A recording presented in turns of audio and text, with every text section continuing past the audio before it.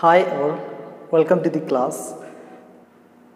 ഇന്ന് നമ്മൾ ഡിസ്കസ് ചെയ്യാൻ പോകുന്നത് കോസ്റ്റ് ഓഫ് ക്യാപിറ്റലിൻ്റെ മറ്റൊരു ഭാഗമാണ്. അതായത് നമ്മൾ കഴിഞ്ഞ കുറച്ച് ക്ലാസ്സുകളിലായിട്ട് ഓരോ സ്പെസിഫിക് കോസ്റ്റുകളും, അതായത് കോസ്റ്റ് ഓഫ് ഡെപ്റ്റ്, cost of preference shares, cost of debenture, cost of equity, അങ്ങനെ ഓരോന്നിൻ്റെയും സ്പെസിഫിക് കോസ്റ്റുകളെ കാൽക്കുലേറ്റ് ചെയ്യുകയാണ് കഴിഞ്ഞ കുറച്ച് ക്ലാസ്സുകളിലായിട്ട് നമ്മൾ ചെയ്തത്. ഇനി ഈ ചാപ്റ്ററിൻ്റെ ഏറ്റവും അവസാന ഭാഗമാണ് ഒരു ക്യാപിറ്റൽ സ്ട്രക്ചറിൻ്റെ total cost of capital structure എങ്ങനെയാണ് കാൽക്കുലേറ്റ് ചെയ്യുന്നത് എന്നാണ്. മൊത്തം ഒരു ബിസിനസ്സിന് വരുന്ന ടോട്ടൽ കോസ്റ്റ് ഓഫ് ക്യാപിറ്റൽ, അത് അക്വയർ ചെയ്തിട്ടിരിക്കുന്ന ഫണ്ടിന് വരുന്ന ടോട്ടൽ കോസ്റ്റ് എത്രയാണ് എന്നുള്ളത് കാൽക്കുലേറ്റ് ചെയ്യുകയാണ് നമ്മൾ ഈ ഭാഗത്ത് ചെയ്യുന്നത്. ഓക്കെ, അതിനെ നമ്മൾ കോമ്പോസിറ്റ് കോസ്റ്റ് ഓഫ് ക്യാപിറ്റൽ എന്നോ അല്ലെങ്കിൽ weighted average cost of capital എന്നോ വിളിക്കും. ഓക്കെ, എന്താണ് weighted average cost of capital അല്ലെങ്കിൽ കോമ്പോസിറ്റ് കോസ്റ്റ് ഓഫ് ക്യാപിറ്റൽ എന്ന് പറഞ്ഞാൽ average cost of various source of finance. നമ്മൾ അക്വയർ ചെയ്തിരിക്കുന്ന വ്യത്യസ്ത സോഴ്സ് ഓഫ് ഫിനാൻസുകളുടെ ആവറേജ് കോസ്റ്റിനെ ടോട്ടൽ ചെയ്തിട്ട് നമ്മൾ പറയുന്നതാണ് ആവറേജ് കോസ്റ്റ് ഓഫ് ക്യാപിറ്റൽ എന്ന്.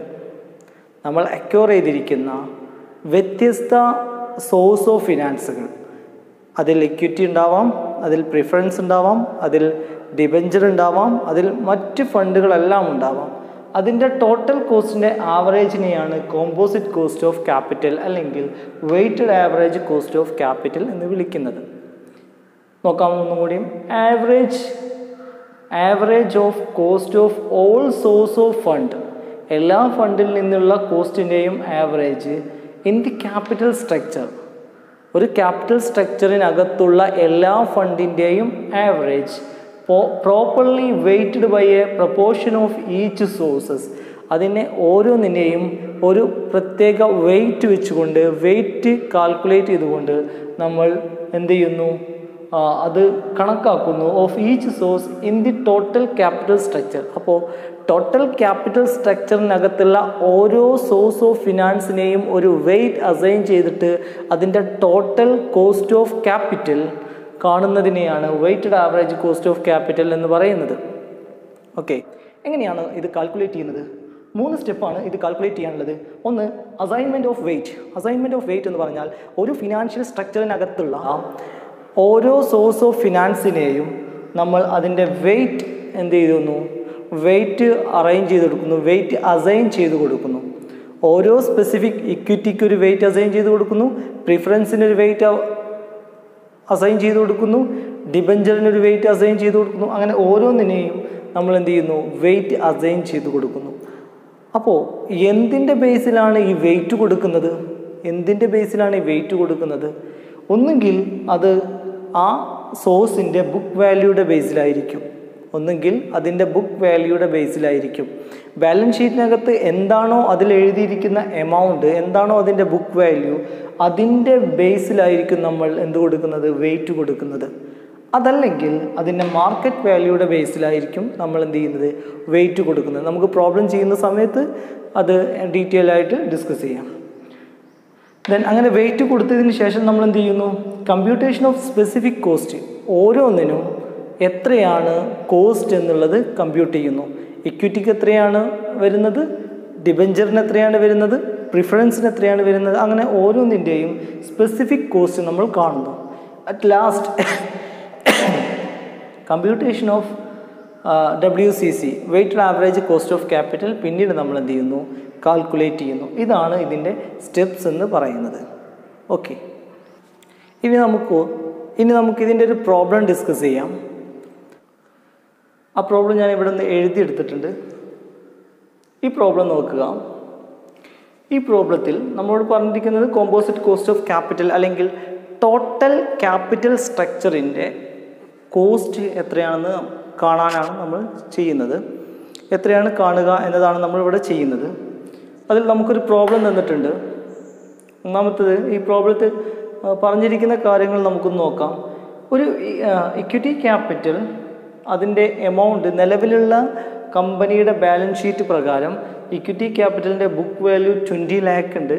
അതിൻ്റെ കോസ്റ്റ് ഓഫ് ക്യാപിറ്റൽ ഓരോന്നിൻ്റെയും എങ്ങനെ കാണാം എന്നുള്ളത് പ്രീവിയസ് ക്ലാസ്സുകളിൽ നമ്മൾ ഡിസ്കസ് ചെയ്തതാണ്. അങ്ങനെ കണ്ടപ്പോൾ നമുക്ക് 11% എന്ന് കിട്ടി. ഇവിടെ നമ്മൾ ചെയ്യുന്നത് ടോട്ടൽ ഒരു ക്യാപിറ്റൽ സ്ട്രക്ചറിൻ്റെ total cost of capital structure കാണുകയാണ്. അപ്പോൾ സ്പെസിഫിക് എങ്ങനെ കാണാം എന്നുള്ളത് നിങ്ങൾക്കറിയാം. ദെൻ പ്രിഫറൻസ് ഷെയർ ക്യാപിറ്റൽ അവിടെ 5 lakh ഉണ്ട്. അതിൻ്റെ കോസ്റ്റ് ഓഫ് ക്യാപിറ്റൽ എന്ന് പറയുന്നത് 8% ആണ്. റൈറ്റേൺഡ് ഏണിങ്സ് 10 lakh ഉണ്ട്. അതിൻ്റെ കോസ്റ്റ് ഓഫ് ക്യാപിറ്റൽ എന്ന് പറയുന്നത് 11%.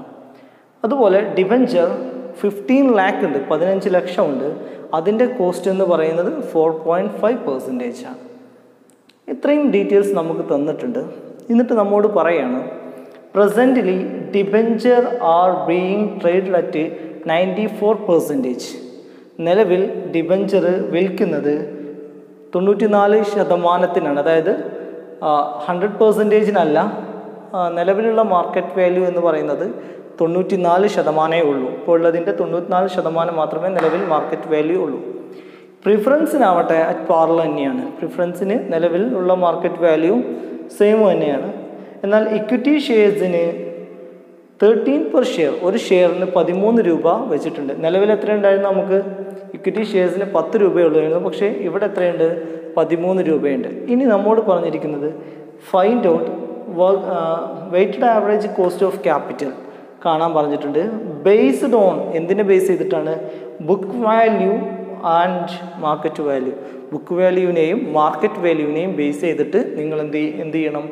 ടോട്ടൽ ഒരു ക്യാപിറ്റൽ സ്ട്രക്ചറിൻ്റെ ടോട്ടൽ കോസ്റ്റ് ഓഫ് ക്യാപിറ്റൽ കാണണം. ഓക്കെ, എങ്ങനെയാണ് ഇത് ചെയ്യുന്നതെന്നാണ് ആദ്യം നമ്മൾ ചെയ്യാൻ പോകുന്നത്. ടോട്ടൽ എമൗണ്ട് ബുക്ക് വാല്യൂ പ്രകാരമുള്ള നമ്മൾ ആദ്യം കാണാൻ പോകുന്നത് based on the book value ആണ്. ബുക്ക് വാല്യൂയുടെ ബേസിലാണ്, on the basis of book value ആണ്. ബുക്ക് വാല്യൂയുടെ ബേസിസിൽ കാണുമ്പോൾ ഓരോന്നിൻ്റെയും വെയ്റ്റ് നമ്മൾ കൊടുക്കണം. ഇവിടെ നമ്മൾ ചെയ്യേണ്ടത് ഓരോന്നിനും വെയ്റ്റ് കൊടുക്കുക എന്നുള്ളത്. ആദ്യം നമുക്കിതിൻ്റെ ബുക്ക് വാല്യൂ എഴുതാം. എത്രയാണ് ബുക്ക് വാല്യൂ? പ്രിഫറൻസ് ഷെയർസ് ആണെങ്കിൽ ബുക്ക് വാല്യൂ എന്ന് പറയുന്നത് 5 lakh ആണ്. ദെൻ നെക്സ്റ്റ് ഇക്വിറ്റി ക്യാപിറ്റൽ ആണെങ്കിൽ 20 lakh ആണ്. ഇക്വിറ്റി ക്യാപിറ്റൽ ആണെങ്കിൽ 20 lakh ആണ്. ദെൻ റീറ്റെയിൻ ഏർണിങ്സ് ആണെങ്കിൽ 10 lakh ആണ്.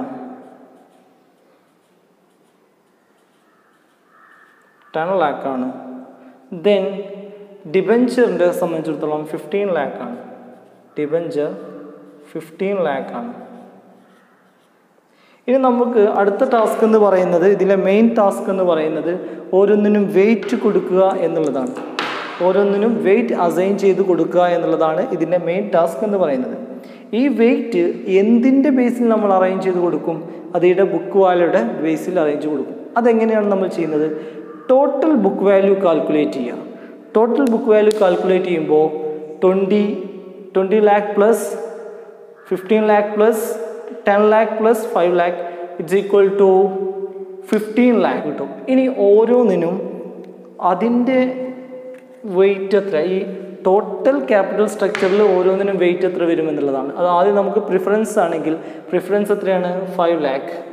Preference 5 lakh divided by 15 lakh. എല്ലാത്തിനെയും 15 lakh വെച്ചിട്ട് ഡിവൈഡ് ചെയ്യുക. എത്ര വരുന്നു? 5 lakh ഡിവൈഡഡ് ബൈ 15 lakh എന്ന് പറയുമ്പോൾ 10% ഇൻറ്റു 100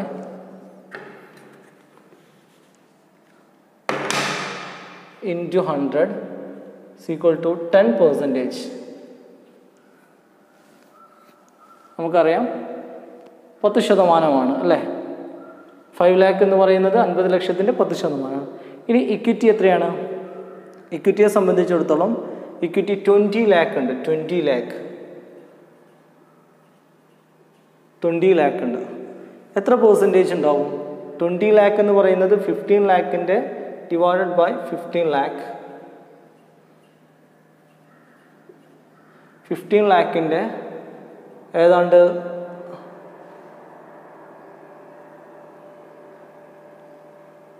40% ഉണ്ടാവും അല്ലേ, ഇൻറ്റു 100 40% ഉണ്ടാവും അല്ലേ.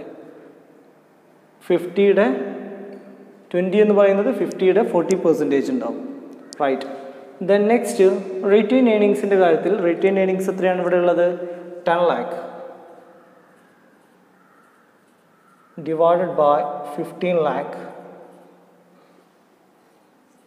ഇൻറ്റു 100 ഈസ് ഈക്വൽ ടു എത്രയാണ് വരിക?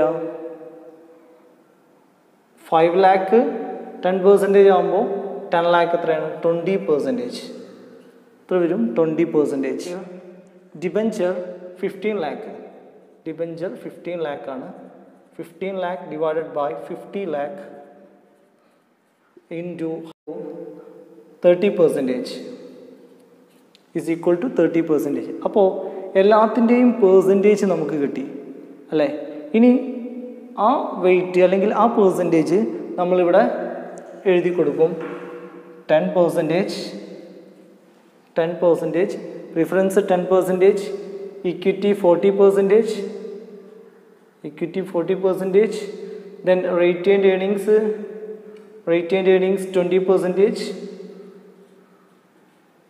20%, then debenture 30%.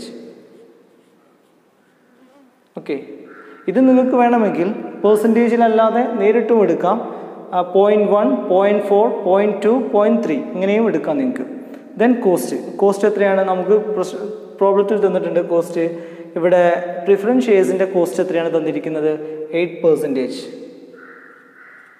ദെൻ ഇക്വിറ്റിയുടെ കോസ്റ്റ് എത്രയാണ് തന്നിരിക്കുന്നത്? 11%. ദെൻ റെറ്റെയിൻഡ് ഏർണിങ്സിൻ്റെ കോസ്റ്റ് എത്രയാണ് തന്നിരിക്കുന്നത്? അഗെയിൻ 11%.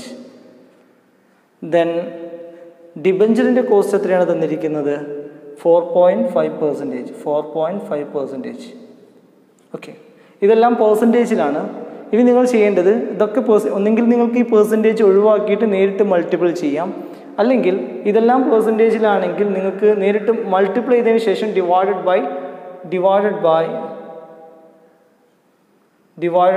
100 ചെയ്യാം. ഓക്കെ, അതല്ല നിങ്ങൾ 0.1, 0.4, 0.2, 0.3, 0.8, 0.11, 0.11, ദെൻ 0.45 എങ്ങനെയാണ് എടുക്കുന്നതെങ്കിൽ നിങ്ങൾ നേരിട്ട് മൾട്ടിപ്പിൾ ചെയ്താൽ മതി. അതല്ല നിങ്ങൾ അതിൻ്റെ പെർസെൻറ്റേജിലാണ് എടുക്കുന്നതെങ്കിൽ നിങ്ങൾ മൾട്ടിപ്പിൾ ചെയ്തതിന് ശേഷം 100 കൊണ്ട് ഡിവൈഡ് ചെയ്യുക. നിങ്ങൾക്ക് അറിയാം അത്. ഓക്കെ, ദെൻ എത്രയാണ് പെർസെൻറ്റേജ് വരിക? 0.80%, 4.4%, 2.2, 1.35 അല്ലേ. ഇങ്ങനെയായിരിക്കും അതിൻ്റെ. ഇനി നമ്മൾ ഇങ്ങനെയായിരിക്കും അതിൻ്റെ ഓരോന്നിൻ്റെയും കോസ്റ്റ് വരുന്നത്. ഇനി ഇതിന് ടോട്ടൽ ചെയ്യുമ്പോൾ നിങ്ങൾക്ക് 8.75 എന്ന് കിട്ടും. ഇതിനെ ടോട്ടൽ ചെയ്യുന്ന സമയത്ത് നിങ്ങൾക്ക് 8.75 എന്ന് കിട്ടും. ഓക്കെ, ഇങ്ങനെയാണ് എന്ത് പറയുന്നത്. ഇതാണ് നമ്മുടെ weighted average cost of capital as per the book വാല്യൂയുടെ ബേസിൽ എങ്ങനെയാണ് നമ്മൾ weighted average cost of capital കാണുന്നത്. ഓക്കെ, അടുത്ത് നമ്മോട് കാൽക്കുലേറ്റ് ചെയ്യാൻ പറഞ്ഞിരിക്കുന്നത് ബുക്ക് വാല്യൂയുടെ ബേസിൽ നമ്മൾ നേരത്തെ കാൽക്കുലേറ്റ് ചെയ്തു. ഇനി നമുക്ക് കാൽക്കുലേറ്റ് ചെയ്യേണ്ടത് മാർക്കറ്റ് വാല്യൂയുടെ ബേസിലാണ്. ഇനി നമുക്ക് കാൽക്കുലേറ്റ് ചെയ്യേണ്ടത്. മാർക്കറ്റ് വാല്യൂയുടെ ബേസിൽ നമ്മൾ കാൽക്കുലേറ്റ് ചെയ്യുമ്പോൾ ആദ്യം നമ്മൾ മാർക്കറ്റ് വാല്യൂയുടെ ബേസിൽ ഇതിൻ്റെ വെയിറ്റ് കണക്കാക്കണം. മാർക്കറ്റ് വാല്യൂയുടെ ബേസിൽ നേരത്തെ നമ്മൾ ബുക്ക് വാല്യൂയുടെ ബേസിലാണ് ഇതിന് വെയിറ്റ് കൊടുത്തതെങ്കിൽ ഇതിൽ നമ്മൾ മാർക്കറ്റ് വാല്യൂയുടെ ബേസിൽ എന്ത് ചെയ്യണം? വെയിറ്റ് കൊടുക്കണം. അപ്പോൾ ആദ്യം ചെയ്യേണ്ടത് ഇതിൻ്റെ മാർക്കറ്റ് വാല്യൂ കണ്ടെത്തുക എന്നുള്ളതാണ്. അപ്പോൾ നമുക്ക് ആദ്യം നോക്കാം. ആദ്യത്തേത് ഇക്വിറ്റി ഷെയർസിൻ്റെ മാർക്കറ്റ് വാല്യൂ നമുക്ക് നോക്കാം. എത്രയാണ് ഇക്വിറ്റി ഷെയർസ് ഉള്ളത്? 2 lakh ഇക്വിറ്റി ഷെയർസ് ഉണ്ട്. 2 lakh ഇക്വിറ്റി ഷെയർസ് എത്ര വെച്ചിട്ടാണ്? നമ്മൾ കൊടുത്തിരുന്നത് 10 ഈച്ച് ആയിരുന്നു. പക്ഷേ നിലവിൽ ഇക്വിറ്റി ഷെയർസിന് 13 വരുന്നുണ്ട്. നിങ്ങൾ മനസ്സിലാക്കേണ്ട ഒരു കാര്യം, ഇക്വിറ്റി ഷെയർസിൻ്റെ മാർക്കറ്റ് വാല്യൂവിൽ നമ്മളത് എടുക്കുന്ന സമയത്ത് ഇറ്റ്സ് ഇൻക്ലൂഡിങ് റെറ്റെയിൻഡ് ഏർണിങ്സ്. ഓക്കെ, റെറ്റെയിൻഡ് ഏർണിങ്സും കൂടി കണ്ടിട്ടാണ് ഒരു ഇക്വിറ്റി ഷെയർസിൻ്റെ മാർക്കറ്റ് വാല്യൂ ഉണ്ടാവുക. ഓക്കെ, അതിൻ്റെ മാർക്കറ്റ് വാല്യൂവിൽ വരുന്ന ഇൻക്രീസ് അതിൻ്റെ റെറ്റെയിൻഡ് ഏർണിങ്സും കൂടി കണ്ടുകൊണ്ടുള്ളതായിരിക്കും. സോ അതിൻ്റെ മാർക്കറ്റ് വാല്യൂ 13 രൂപ എന്ന് പറയുന്ന സമയത്ത് നമുക്ക് എത്ര രൂപ ഉണ്ടാവും? 26 lakh 26 ലക്ഷമായിരിക്കും എന്ന് പറയുന്നത് അതിൻ്റെ മാർക്കറ്റ് വാല്യൂ എന്ന് പറയുന്നത്. സോ അവിടെ ഒരു മാർക്കറ്റ് വാല്യൂ ഓഫ് ഇക്വിറ്റി എന്ന് പറയുമ്പോൾ ഇറ്റ്സ് ഇൻക്ലൂഡഡ് എന്ത്? Market value of retained earnings. Market value of retained earnings. So നമ്മൾ ടോട്ടൽ മാർക്കറ്റ് വാല്യൂ ഓഫ് ഇക്വിറ്റി നമുക്കറിയാം. എത്ര ഇക്വിറ്റി ഷെയർസ് ഉള്ളത്? 2 lakh ഇക്വിറ്റി ഷെയർസ് ആണ്. 13 രൂപ വെച്ചാണ് നമ്മൾ കൂടിയത്. അപ്പോൾ 26,000. ഈ 26,000-നകത്ത് എന്തും കൂടിയുണ്ട്? ഇക്വിറ്റി പ്ലസ് റെറ്റെയിൻഡ് ഏർണിങ്സ് ആണ്. ഇക്വിറ്റി പ്ലസ് റെറ്റെയിൻഡ് ഏർണിങ്സ് ആണ്. അപ്പോൾ നമുക്കിതിൽ വേർതിരിച്ചറിയണം, അതിൽ ഇക്വിറ്റിയുടെ പോർഷൻ എത്രയാണ്, റെറ്റെയിൻഡ് ഏർണിങ്സിൻ്റെ പോർഷൻ എത്രയാണെന്നുള്ളത് കൃത്യമായിട്ട് നമുക്കറിയണം. അപ്പോൾ നമ്മൾ എങ്ങനെയാണ് ഈ 26 lakh എങ്ങനെയാണ് ഡിവൈഡ് ചെയ്യുന്നത്? ഇത് ഇക്വിറ്റിയാണ്, ഇത്ര ഇക്വിറ്റിയാണ്, എങ്ങനെയാണ് നമ്മൾ അത് ഡിവൈഡ് ചെയ്യുന്നത്? അത് ഡിവൈഡ് ചെയ്യാൻ വേണ്ടിയിട്ട് നമ്മൾ നിലവിലെ ഇക്വിറ്റിയുടെയും അതേപോലെ റെറ്റെയിൻഡ് ഏർണിങ്സിൻ്റെയും പ്രൊപ്പോർഷൻ നോക്കും. ഇക്വിറ്റി എത്രയാണ്? 20 lakh ആണ്. റെറ്റെയിൻഡ് ഏർണിങ്സ് എന്ന് പറഞ്ഞാൽ എത്രയാണ്? 10 lakh ആണ്. അപ്പോൾ ഇവിടുത്തെ പ്രൊപ്പോർഷൻ നോക്കൂ നിങ്ങൾ, 2:1 അല്ലേ? 2:1 ഇക്വിറ്റിയുടെ, അതായത് റെറ്റെയിൻഡ് ഏർണിങ്സിൻ്റെ ഇരട്ടിയാണ് ഇക്വിറ്റി ഷെയർസ് എന്ന് പറയുന്നത്. സോ 2:1 എന്നുള്ള റേഷ്യോയിൽ നമുക്കതിനെ വീതിച്ചെടുക്കാൻ പറ്റും. ഓക്കെ, അപ്പോൾ 20 lakh 2 + 1 3, ടോട്ടൽ 3. അതിൽ 2 എന്ന് പറയുന്നത് എന്താണ്? ഇക്വിറ്റിയാണ്. അത് 17,33,333 ആണ് വരുന്നത്. ദെൻ റെറ്റെയിൻഡ് ഏർണിങ്സിൻ്റെതോ 26 lakh ഇൻറ്റു 1/3 ആയിരിക്കും 1 പോർഷൻ. അപ്പോൾ 8,66,667 ആയിരിക്കും എന്ന് പറയുന്നത് റെറ്റെയിൻഡ് ഏർണിങ്സിൻ്റെ മാർക്കറ്റ് വാല്യൂ എന്ന് പറയുന്നത്. Okay, then market value of preference ഷെയർസോ? മാർക്കറ്റ് വാല്യൂ ഓഫ് പ്രിഫറൻസ് ഷെയർസിന് എന്താ പറഞ്ഞത് നോക്ക്. പ്രിഫറൻസ് അറ്റ് പാറിൽ തന്നെയാണ്. അതിൻ്റെ മാർക്കറ്റ് വാല്യൂവിൽ മാത്രമൊന്നുമില്ല, ചേഞ്ചസ് ഒന്നുമില്ല, അത് പാറിൽ തന്നെയാണ് പോയിക്കൊണ്ടിരിക്കുന്നത്. So market value of preference no change, it's 5 lakh. Book value എന്താണോ അത് തന്നെയായിരിക്കും അതിൻ്റെ മാർക്കറ്റ് വാല്യൂ എന്ന് പറയുന്നത്. ഇനി അടുത്തത് നമുക്ക് എന്താണ്? ഡിബഞ്ചറിൻ്റെ നോക്കൂ. R being traded at 94%. 94% അത് വിൽക്കുന്നത്. 100% ഡിബഞ്ചർ ട്രേഡ് ചെയ്യുന്നത് എത്രയ്ക്കാണ്? 94%. നിലവിൽ 94% അതിൻ്റെ വാല്യൂ എന്ന് പറയുന്നത്. സോ അതിൻ്റെ മാർക്കറ്റ് വാല്യൂ നമ്മൾ കണക്കാക്കുമ്പോൾ നിലവിൽ എത്രയാണ്? 15 lakh ആണ്. 15 lakhൻ്റെ 94% എന്ന് പറയുന്നത് 14 lakh 10,000. 14 lakh 10,000 ആയിരിക്കും അതിൻ്റെ മാർക്കറ്റ് വാല്യൂ എന്ന് പറയുന്നത്.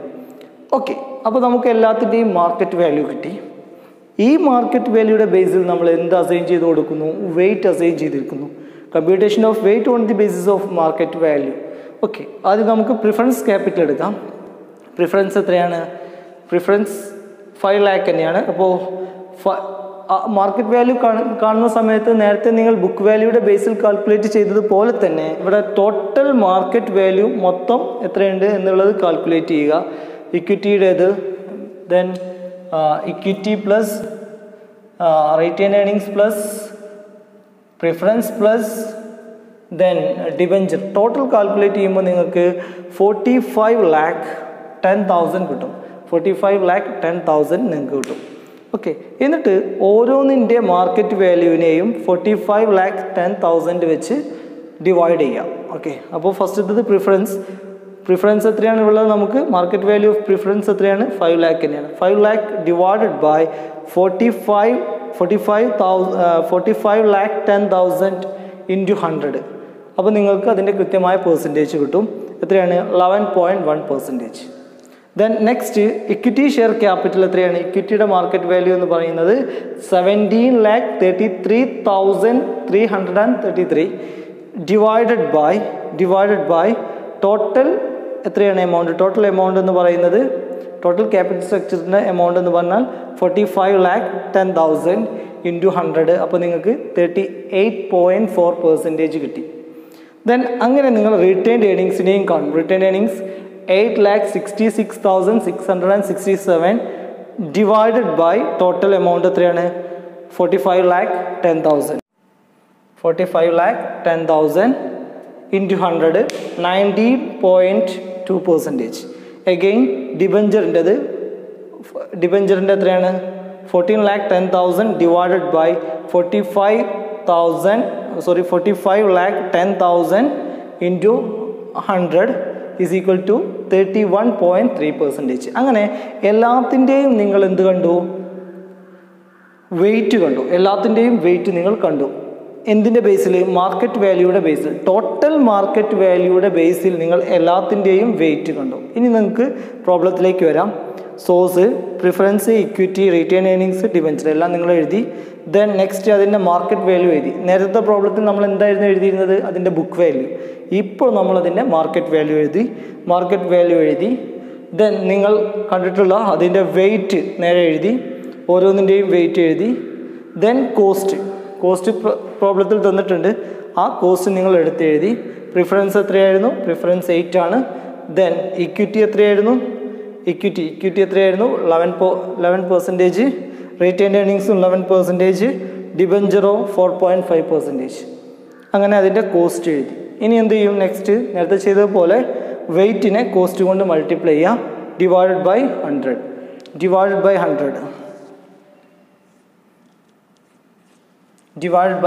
എങ്ങനെയാണെങ്കിൽ നിങ്ങളിവിടെ പെർസെൻറ്റേജ് ആണ് എടുക്കുന്നതെങ്കിൽ, പെർസെൻറ്റേജ് ബേസിസിലാണ് എടുക്കുന്നതെങ്കിൽ ഡിവൈഡഡ് ബൈ 100. അല്ല, നിങ്ങൾ 0.11, 0.38, 0.19 ഇങ്ങനെയാണ് എടുക്കുന്നതെങ്കിൽ നിങ്ങൾ എന്ത് ചെയ്യേണ്ട ആവശ്യമില്ല. ഇങ്ങനെ 100 കൊണ്ട് ഡിവൈഡ് ചെയ്യേണ്ട ആവശ്യമില്ല. നേരെ മൾട്ടിപ്ലൈ ചെയ്താൽ മതിയാവും. ഓക്കെ, അപ്പോൾ നിങ്ങൾക്ക് വെയ്റ്റഡ് കോസ്റ്റ് കിട്ടി. ഓരോന്നിൻ്റെയും വെയ്റ്റഡ് കോസ്റ്റ് കിട്ടി. ഇനി നെക്സ്റ്റ് പ്രോസസ്സ് ഇതിനെ ടോട്ടൽ ചെയ്യാം. ഇതിനെ ടോട്ടൽ ചെയ്യുന്ന സമയത്ത് നിങ്ങൾക്ക് weighted average cost of capital എത്ര കിട്ടും? 8.63 ആയിരിക്കും ഇതിൻ്റെ weighted average cost of capital on the basis of market value. Okay, market വാല്യൂയുടെ ബേസിലുള്ള weighted average cost of capital എന്ന് പറയുന്നത് 8.63 ആയിരിക്കും. Thank U.